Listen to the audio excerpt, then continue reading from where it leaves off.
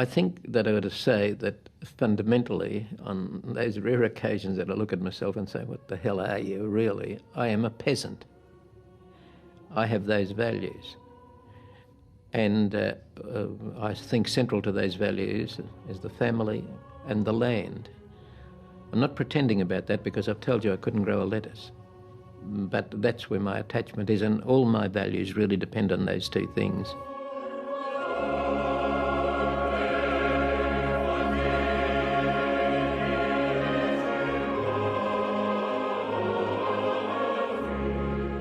Your father kept a greengrocer's shop in Brunswick.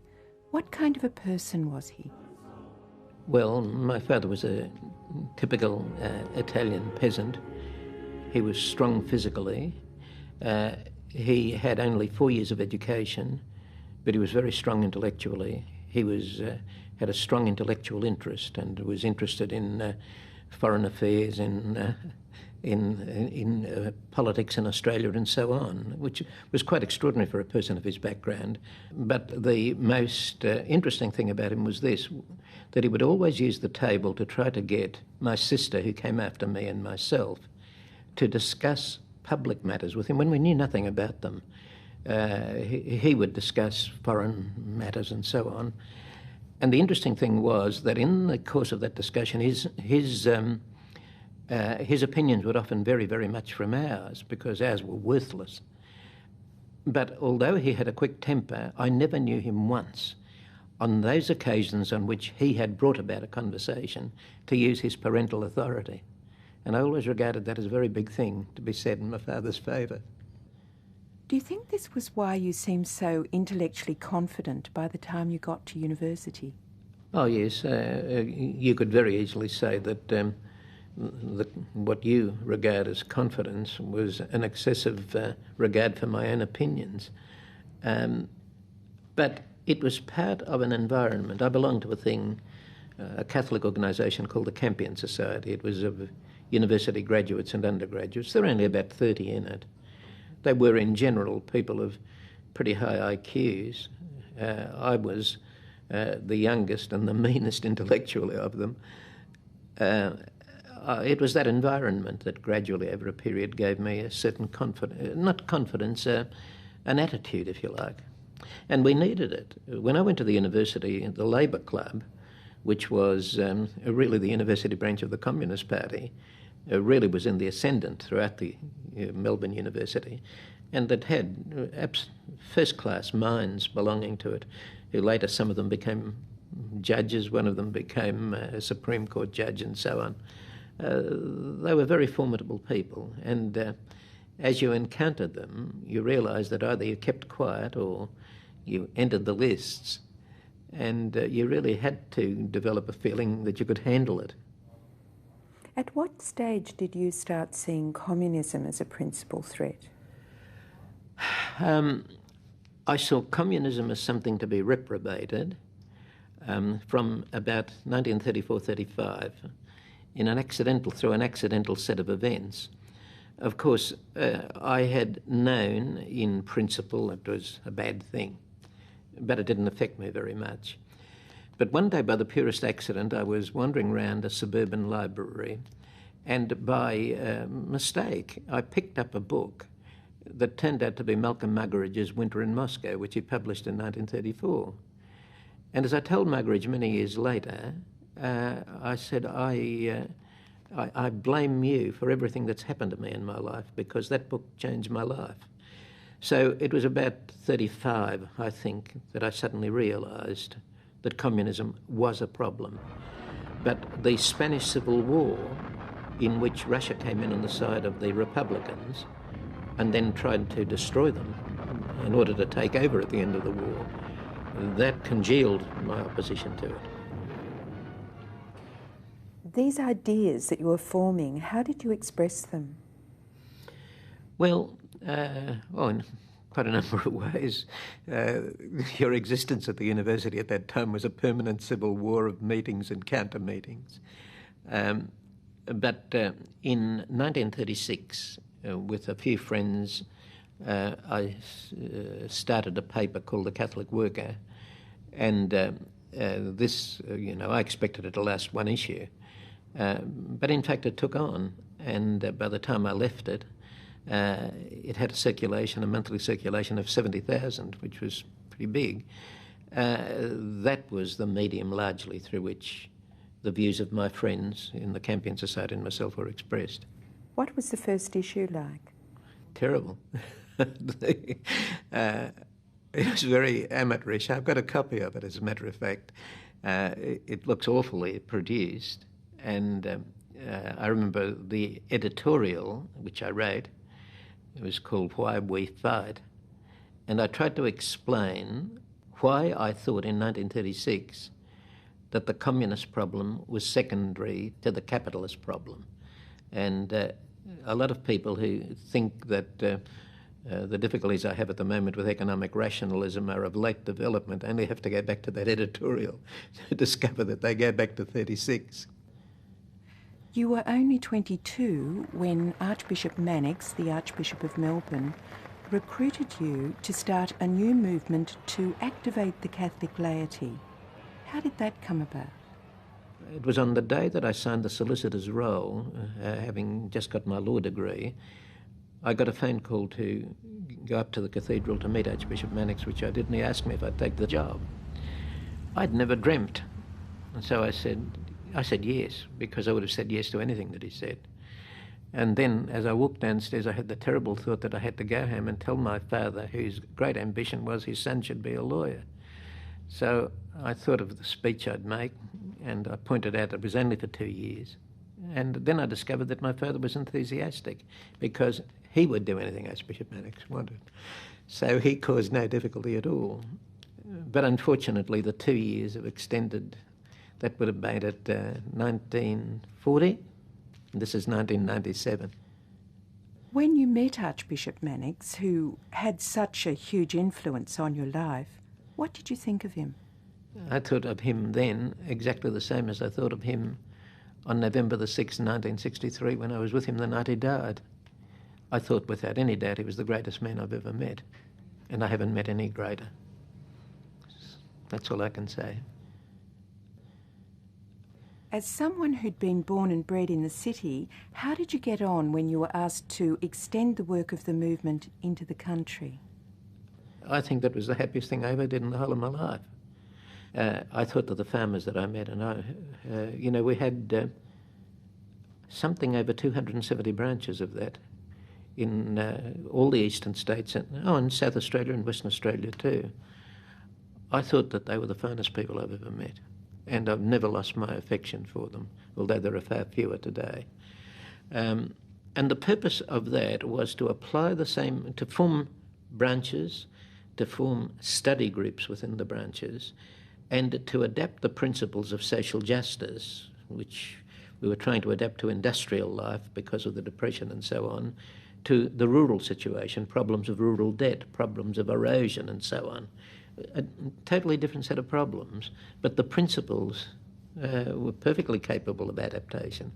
And so gradually your mind, your consciousness developed along those lines.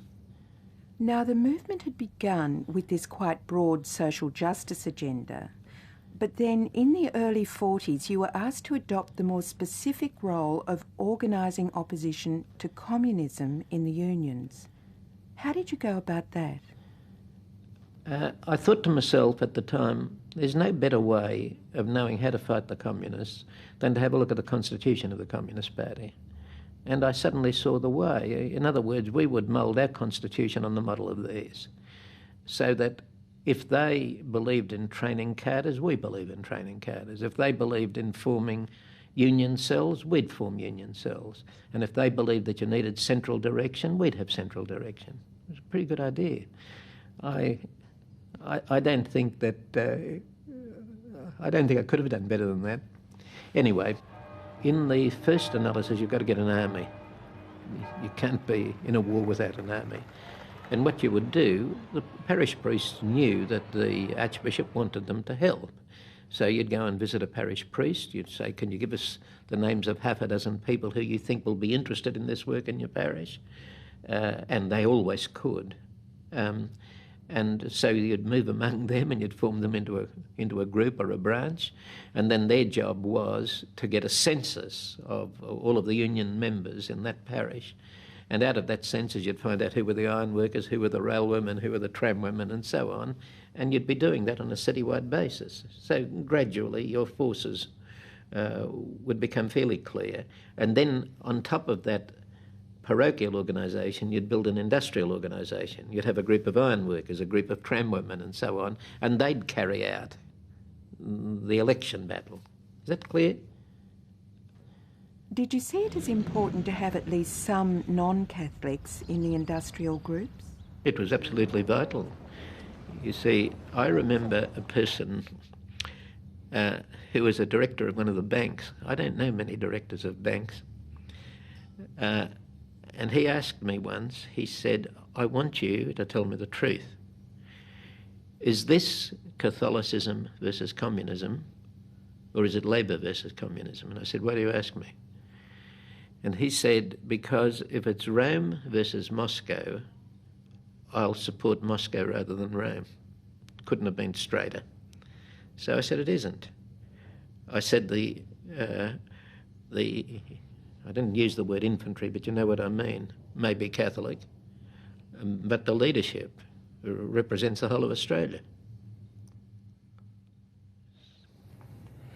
Was there nevertheless real value in the fact that the foot soldiers were Catholic? Oh, yes. What was that value? Well, the value was, there were two or three aspects of the value. The first was that if you started to talk to them on the communist issue, they knew what communism was. They remembered Spain. So the community as a whole wouldn't know what you were talking about in the majority of cases. To them, a communist was an ordinary Labour man. Secondly, if you indicated that communism was anti-religious, they would believe that they had a religious duty to fight communism, so that you would mobilise their deepest instincts. And thirdly, you had the normal structure of the parishes to act as the foundation stone on which to work in order to gradually build up your forces. Did you have a lot of contact with Archbishop Mannix over what you were doing? Oh yes, What form did that take? It wasn't, in a sense, it was official and non-official. Archbishop Mannix lived at Raheen in Kew, and I lived in Kew. And on my way home at night, a couple of nights a week, I'd drop in and talk to him. We could talk about anything, but I would always tell him how things were going. I wasn't reporting to him or anything, we were talking. And he never said, I think you're making a mistake on this, do it that way. He knew that he wouldn't have known enough about it. But he always wanted to know. And his interest was intent because, as you know, he always had a deep interest in public questions. But there were two stories about Dr. Mannix that ultimately gained currency. One was that it was actually his policy and I was simply the executor of the policy. And the other one, when that didn't work out really well, nobody really believed that, was that Archbishop Mannix, who was then, in 1955, he must have been about, he was over 90, that really he was senile and he was in the hands of a Machiavellian layman who was determined to pursue his interests, even to the point of splitting the church. So they had 5 bob each way. Yes, Machiavellian was a word that came in useful for your opponents. It sits naturally with Santamaria, doesn't it?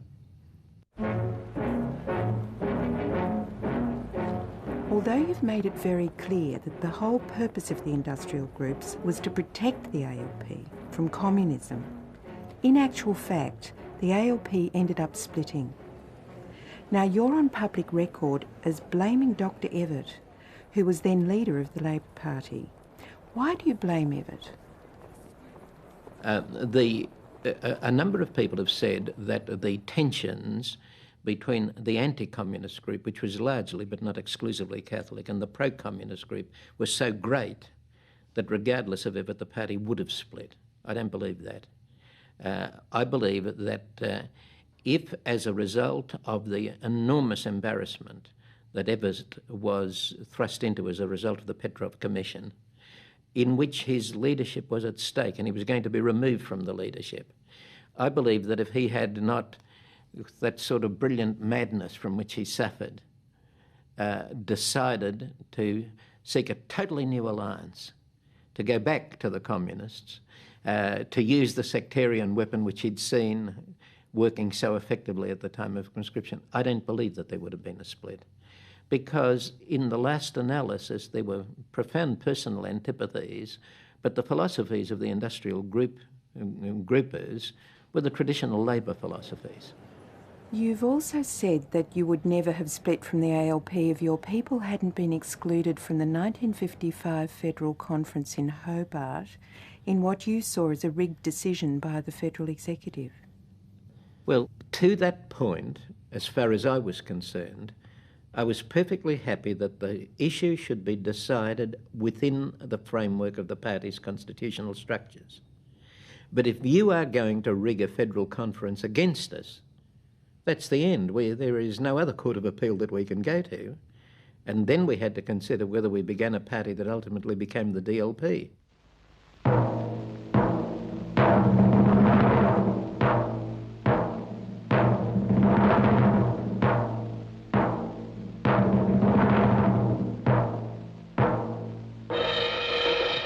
Communism, the evil force that enslaves 1/3 of the world's population, is moving perilously close to Australia. If you vote ALP, you are voting for a party that works with and helps communists.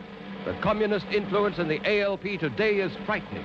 And if the ALP wins this election, our very freedom is in danger. The way to stop communism, the way to keep Australia free, is to vote Democratic Labour, the party sworn to stamp out communism. What was going through your mind as you contemplated setting up a breakaway party? Well, fundamentally only whether it was possible. It's all very well as a bright idea, cowboys and Indians, if you like, but could you get away with it? Could you get branches of that party in each state? Could you get a sufficient vote behind it? All of those questions were extremely doubtful. I remember the person who became our main opponent, was our opponent at that time, was the auxiliary Bishop of Sydney, Bishop Carroll, who was the Cardinal Gilroy's advisor. He said to me, he said, "Who do you people think you are?" He said, "Lang wasn't able to establish a breakaway party in all states. Do you people really believe that you can do what Lang couldn't do?" And I said to him, "I don't know, but somebody's got to make the attempt." Having helped set it up, did you become a member of the DLP? Never been a member of the DLP. Why not?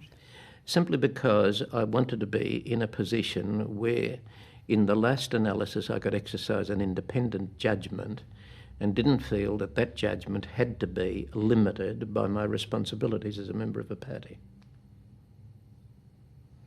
How have you voted? Well, until the Labor split, I voted Labor. The Labor split took place in 55. From 55 until about 74, I voted DLP. And since then, I voted informal. Why have you voted informal? Simply because I wouldn't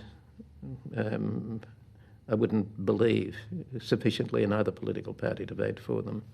And my belief has never been stronger in that regard than it is at the present moment. So although you could support some of their policies, as an old Labor man, you just couldn't bring yourself to vote for the coalition? I have never felt any sympathy with the voting group that was represented by the Liberal Party. I had a lot of views which were the same as Menzies' views. Menzies said that the DLP was the party he thought that he had founded. But no, I was born on the other side of the tracks. Voting in this election is a little like buying a car. Liberal model, looks flashy, costs a fortune to run. ALP, worn out, falling to pieces, only goes if you push. And we know who's pushing. Wow, there's your best buy, the lively DLP. Make this state a great state, a modern, up-to-date state. Put a 1 in the square for the DLP. Can we talk now about your relationship with Arthur Calwell, who was the Labor leader after Evatt? He was a fellow Catholic, and he turned from being a friend to being bitterly opposed to you. Did you ever reconcile with him? I wanted to, but he didn't want to. I have told the story before that I found it quite a shattering thing, really. He hadn't spoken to me for a number of years, and he was quite hostile, and I understood that because he gradually became opposed to the industrial groups, and he adopted an opposition line to us within the Labor Party, which is perfectly legitimate. He had a different idea. But although we had not spoken for a number of years, he had a young son, and whether he was 9 or 11 years of age, I forget, but this young boy got leukemia and died. And not long after that, I ran into Arthur Caldwell in Robertson and Mullen's bookshop. And I knew it was taking a risk, and I went up to him and I said, I know that you don't want to talk to me, but I want to say to you that I understand what you're going through, and I really am sorry, because I had my own children. And I was amazed. He said, I don't want sympathy from you. And I knew how deep it was. It's always an odd feeling to be the object of that kind of animosity. How did you deal with it? Well, it was pretty well par for the course by that time. It wasn't only Caldwell who experienced that feeling. If you read the press at the time, you'll find that it was a fairly general feeling. I had no illusions about the fact that many people have written about since, that I was pretty well the most hated man in the country. So it didn't worry me that much. It worried me personally because I really liked him. And we had worked together years before. But beyond that, as far as it affected me, well, it's just part of the game. Now, in relation to the DLP and its position that it needed to keep the ALP out of office, in the event that was very effective and the ALP was kept out of office for 20 years and the coalition remained in office, given that you were essentially, and have always maintained that you're essentially a Labor man, how did you feel about that effect? Oh, it didn't worry me a bit. What I was concerned about was the intrinsic nature of the Labor Party. And there never was any problem about coming to terms with something which was the Labor Party. And there was never any problem about opposing something which my colleagues and I both believed had gone over to, the pro-communist side. Did you feel any hatred towards your enemies? Not really, I don't think so. There were some of the communist leaders who were extremely unpleasant men. No, for the majority I didn't feel anything at all, though we were just two armies in conflict, and it's better to respect your enemies than to feel about them. I must say that I have much more feeling against the masters of industry, not of industry, but of the financial system today, than I had against the communist leadership. You set out to be a lawyer and ended up spending your life in political warfare. Did you ever regret the direction your life took? Well, I suppose when you're getting a thrashing, you tend to regret a mistaken decision. But I never had the luxury of choice. You see, I took this on in 1938 and I should have finished in 1940. And that's all that I thought that I was doing. But by 1940, I was in the middle of organising the rural movement, and we were just about to start doing something in the unions. I couldn't bail out then. Once you move into that field, you've got to see that through, and it takes 5 or 6 years of work, and 5 or 6 years have gone. And you're down to the end of the 40s. And there you're in the middle of the coal strike, which Chifley said was a pre-revolutionary struggle. Can't bail out then. Within a couple of years, you're in the middle of the Labor split. You can't bail out then. So in the end, you discover that you really weren't making a sensible choice at all. You simply are predisposing the critical moments later on, and you can't bail out. Now, am I sorry that I didn't bail out? Well, in the bad moments, I suppose I am. But if I'd bailed out, for the rest of my life, I would have known I'd run away. It's not worth it.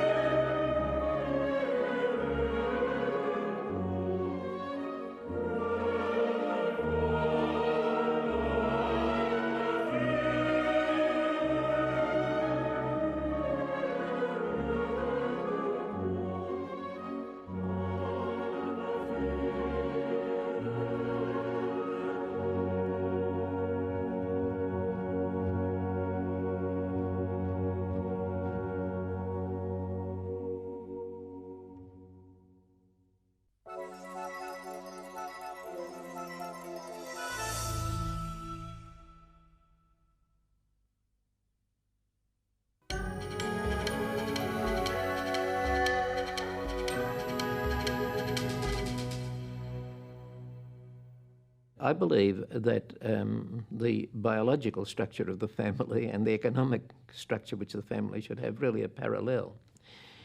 In other words, I believe that it's normal, you know what I mean by the word normal, that the male should normally be the breadwinner, the woman should be the nurturer and the carer, and that the economic system should not, while the woman should be perfectly free to choose whatever she wants to work in. I want to be clear on that. The economic system should not conscript to the married women to go into the workforce.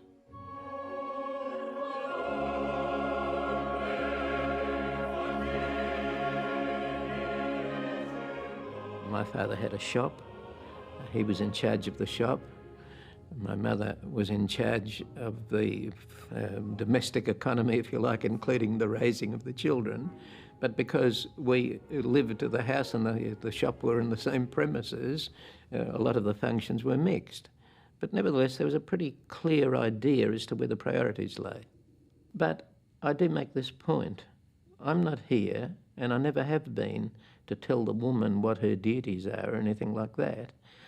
But I am here to say that society has got no right to force her to enter the industrial workforce if she wants to remain in the domestic workforce. It's International Women's Year, and more of us are doing our own thing. Call it Women's Lib, call it what you like, but it's happened. In the late 70s, your concern about family issues caused you to lead your organisation, the National Civic Council, away from its anti-communist focus. What was the background to this?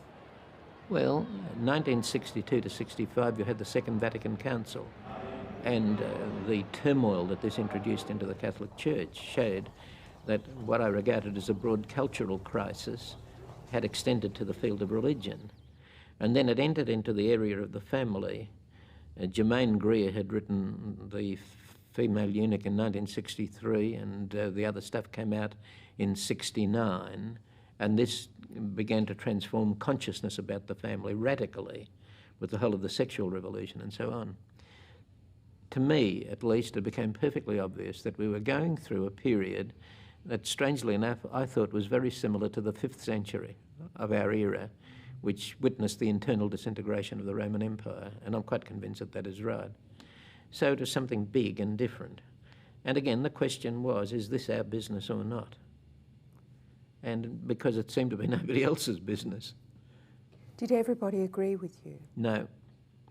There were people in the NCC, and they were friends, they'd been close friends and collaborators of mine for 30 years, who felt very strongly that I was leading the thing along the wrong lines, that it was still important to concentrate absolutely on the unions and on the Labor Party. My argument was that the unions were not going to cease to be critical to anything that we were interested in. As long as we could had enough strength to hold communism or a revival of communism at bay, I thought that the union movement would decline in importance, and it has in fact. When today you've only got, what is it, about 25% of the workforce who are members. And I think that that will inevitably happen, although I'm opposed to it happening. I believe in the union movement. So that was, they left us. And it was a very bad blow to me. That was about 1978 to 1980. Mm-hmm.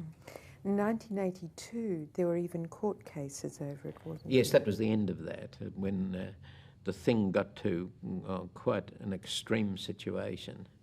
And there were questions of who owned the property and so on. It was very distressing because the people concerned had been my friends for many years. I respected them and still respect them. But they had a different idea, and what could you do about it? So you had another little mini split? Yeah, yes, we did. It was a mini one, though. It was not to be compared with the one in the 50s. But it was much more distressing because of the personal identities involved. As a result of the different objectives that you now have, has that changed your methods? Yes. The methods when you were fighting predominantly in the unions was to train people as what the communists used to call cadres, you know, the self-starting individual, to build the organisation around cells, to have a strong centre of national unity in the policy decisions of the National Conference. Now you had to develop different organisations. If there was a family problem, and the family became a critical part of the whole of the problem, we've had to develop a thing called the Australian Family Association. If the religious crisis became part of the problem, you had to develop something that would defend the structures of orthodoxy within the Catholic religion, or not only the Catholic, but the Christian religions in general. And we developed a thing there called the Thomas More Centre. We produced then a new magazine. We still had News Weekly. We produced a new magazine, AD 2000, to carry the cudgels in that. Religion has played such a central role in your life. What do you remember as your first spiritual experience? I want to be very clear. People who say that they have spiritual experiences, I envy them, but I don't understand them. My life has been singularly bereft of spiritual experiences. But you naturally, if you went to a school like St Kevin's, which was only for the last 2 years of your scholastic life, and what we used to call leaving and leaving honours, just the 2 years before university, 1/2 hour each day was always devoted to religious instruction, as they called it.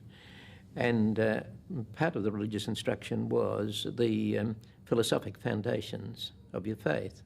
And it was at that time, and I was already about 13 or 14, that I began to think autonomously, if you like, about God and about religion. But as for spiritual experiences, I'm afraid I'm not given to them. Was there a strong religious atmosphere at home when you were growing up? Yes, there was, I'd have to say that. But you've got to understand it in the Italian way. There was never any doubt at all that we were Catholics in the Italian manner. My mother would always go to Mass. My father didn't for many years go to Mass of a Sunday, but he had a very good reason, because on a Sunday morning he had to do all the cleaning of the horse's stable and so on, so the reasons were completely understandable. But later on he did. So that all of the assumptions were Catholic assumptions, and I grew up not thinking of anything else. The thinking about religion only came to me when I was about 14 years of age, and I was almost finished school by that time. So when you do think about it, why are you a Catholic? If I were to look at the Catholic Church historically, I could come to this conclusion. I could say that every civilization has got its distinctive, inspiriting religious faith. China has got Taoism, Confucianism, which is not a religion. India, Ceylon have got Buddhism. And that either they created the civilization or they're the product of the civilization, I don't know. But as the civilization dies, the religion will die with it. And I think that Gibbon's view was, and Toynbee's view could have been, that Catholicism was the central factor in the development of post-Roman, Greek and Roman European civilization. And as that civilization is obviously dying and dying very rapidly, you could expect Christian religion and Catholicism to die with it. I could adopt that attitude, and that would make me a historical determinist. On the other hand, if I believe that that was the religion which Christ intended to establish, and that he was the Son of God, then I will believe that what is happening at the present moment has got very great similarities to the 5th century, when after Constantine's declaration of Christianity as the official religion of the empire in the 4th, it suddenly fell apart. I will believe that if it is God-given, then that we're going through a bad patch, but will ultimately reassert itself as it has in the past. Now you can take your choice. And you've taken yours, and what is it?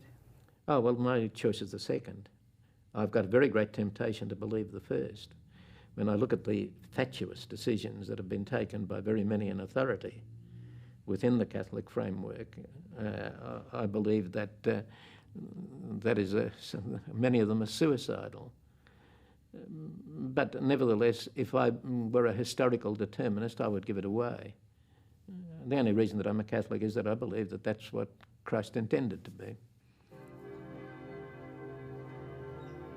In relation to the family, what are the duties of the man in the family? Well, I'm not a philosopher. Really? You're not? No, I'm not. No, the duties of the man in the family, first of all, in the perfect society, is that ultimately he is the breadwinner, and his responsibility is to maintain the economic basis of the family. He is, I think, the essential role model for his sons, although I think it's notorious that the link between daughters and fathers is closer than between sons and fathers. And in the last analysis, he's got to be a person whose wife has confidence. She might have very different ideas and not agree with a lot of things that he says or does, but she is confident that ultimately not only will he want the right thing, but his judgments generally will be correct, so that she will be willing to associate herself with those judgments. And You've asked me a very difficult question. He doesn't have to associate himself with her judgments. Oh, of course he does. There's no question of that. I mean, there is no purely purist definition of functions. I would not for a moment say that I washed as many nappies as my wife did, but I washed a lot of them. You see what I mean? Finding the time to help your wife with the family must have been hard with everything else you had on. Well, look, I'm not pretending to something I didn't do. I was away from home a lot. I mean, our movement was all over Australia and ultimately became a bit international. I was away a lot. But it was very hard for her, very hard, because we had a large family. And I don't know how many women could have done it, which was amazing to me, because she was certainly not a very robust woman. I remember she weighed herself on the day that we were married. She weighed exactly 7 stone. So from that sort of background, I really have to say that just as in all of my work, you see, this session is personal and you're talking about me, but it gives you a totally wrong picture if you think that I did this. In my work, there were very many people who were critically important. And in our family, well, it was my wife's work. So if you like, I was a presiding genius who lived off everybody else. How important in marriage do you believe sexual fidelity is? Well, it's not easy, but it's vital. And why? I think that marriage, again, you're asking me difficult questions because I seem to be preaching, and I'm not preaching. I'm simply talking about my intuitions. When you marry, you give your word that you not only will be faithful, but you'll want to be faithful. And it's very important to keep your promises. But there are difficulties. And it's very important to be aware of the difficulties. You look at the condition of the man in a modern metropolitan industrial commercial society. Let us say that they have 3 or 4 children. That is extremely difficult and exhausting for the wife. It's all very well the man swans off in the morning and goes into his office. And he goes home at night and his wife is distressed and at her wit's end at 5 o'clock in the afternoon. And you've got to understand the temptations of the man. He goes into an office where there's a secretary who may be pretty and all of that and well-groomed. And the wife very often will not be because of the difficulties of her life. That's when it's important to remember. And it's not easy. But nevertheless, the principle is the principle. You've had a number of women that you've been close to in your life. There was, first of all, your mother, Yeah. your first wife, Yes. and now you've remarried, you've got a second wife. How important have those women been to you in the way in which you've pursued your own ends? Oh, they're the indestructible foundation. Look, if they'd been different, I couldn't have done anything. Well, I don't think I've done much, but I couldn't have done anything. They are the foundation. And that's why I'm not being romantic when I say it. I think a man mustn't respect his wife, he must idolise her. And what do you mean by idolising? Well, just think she's the best. That's all. Have you had any women friends? Not in particular as friends. I've had friendly acquaintances, if you like, but not very intimate women friends. Because you retain friendships to men, you know their wives, and you have a friendship with them to the limits that I think is desirable. Again, because to some extent you're on guard against getting too close to another woman other than your wife. I think that's important. Yeah. I noticed from the dates that your wife died about the time that you were having difficulties internally at the National Civic Council. Yes. How do you deal with that when your private life is throwing up something as massive as that and you've got public duties to perform? Well, I knew that my wife was dying right through 1979, and these difficulties came to a head in 1980, and she died at the end of 1980. I remember saying to the head of the group with whom I had the difficulties in the organisation, who'd been a friend of mine for 36 years.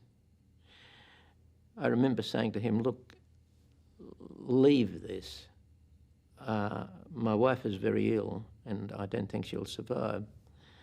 I found out afterwards that he asked my brother whether that was true. He didn't believe me.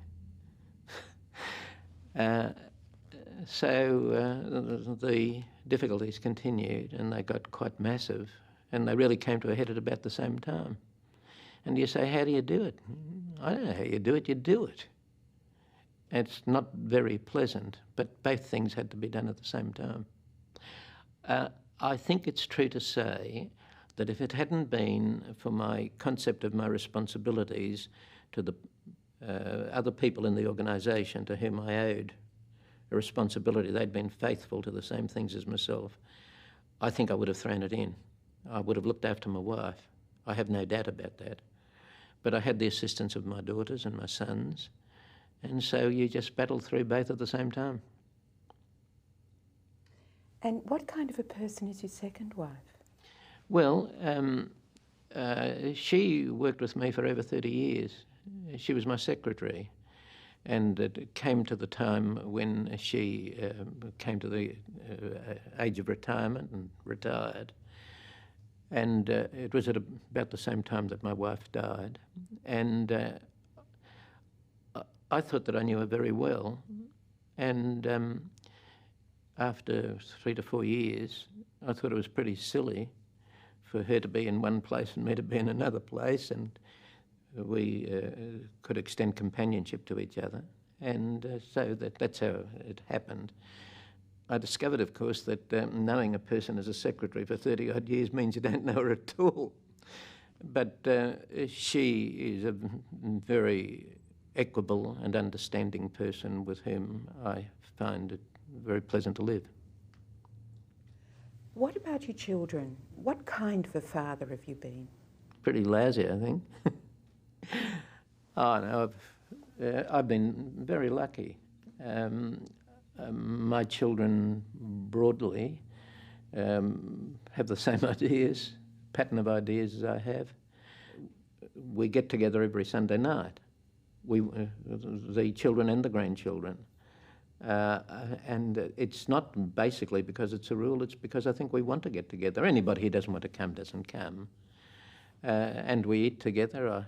I cook a plate of spaghetti for every one of them on the Sunday night. And in that way, the big thing is not only that I can meet my own children, but that the cousins know each other very well, because that will attenuate over the years, but at least they start from a very close cohesion. Malcolm Muggeridge was astonished to come to your house and discovered that the whole family was engaged in watching football. How important has football been in your life? Very, very important. If I could introduce a caricature, I used to live near the Brunswick Town Hall. 50 yards to the north of the Brunswick Town Hall was St Ambrose's Church. I used to go to Mass there of a Sunday. Less than 50 yards behind was the school where I had to go every day, and about half a mile to the south was the Carlton football ground, and I went every Saturday. And those were the parameters of my life. And what is it about football that has this incredible attraction for you? Well, I want to say that it has much less of an attraction today. I still go every Saturday, but it has much less because it has been taken over by an economic philosophy that I don't like in any aspect of its life. It's been taken over by people who now produce football for television. In other words, it's no longer a game, and the players are no longer really faithful to their club. But originally what it was part of your local loyalty. The conflict between Carlton and Richmond, for instance, or Carlton and Collingwood, was a matter of the blood.